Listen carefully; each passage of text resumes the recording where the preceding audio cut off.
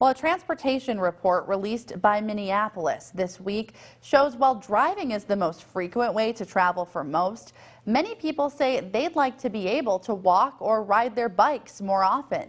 It is a trend Rochester is seeing as well. KIMT News 3's Jessica Bringe joins us now live with how the city is continuing to work towards that goal. Jessica? Raquel, I think a lot of us can agree that driving is one of the easier ways to get around, but here at Peace Plaza, well, walking is preferable. And as cities become more environmentally conscious, well, so do its residents, with the demand for things like public transit, more walkable pathways, and bikeable roadways increasing. For those that live in Rochester, and even those who just visit, having alternatives to simply getting around in a car is important. I feel safe here. Walking, I've walked to the hospital before, yeah, I like to be outdoors. As Minneapolis releases its 10-year vision for transportation, the city of Rochester is continuing to make driving alternatives a priority. We are right in line with the same concepts.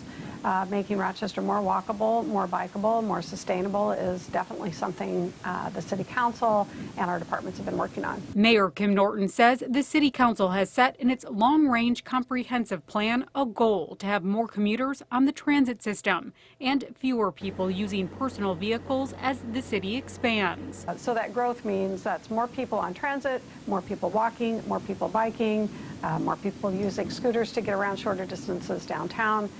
So we are creating that environment in our community, similar to Minneapolis and St. Paul. Norton says while sustainability is a focus, the city will also work to maintain roadways to ensure those who need to drive can do so safely. Many of the senior citizens in particular are those saying, you know, I'm not going to walk long distances. I can't. It's difficult for me. I need a place to park close to where I need to go downtown. So it really is meeting the needs for both groups of people.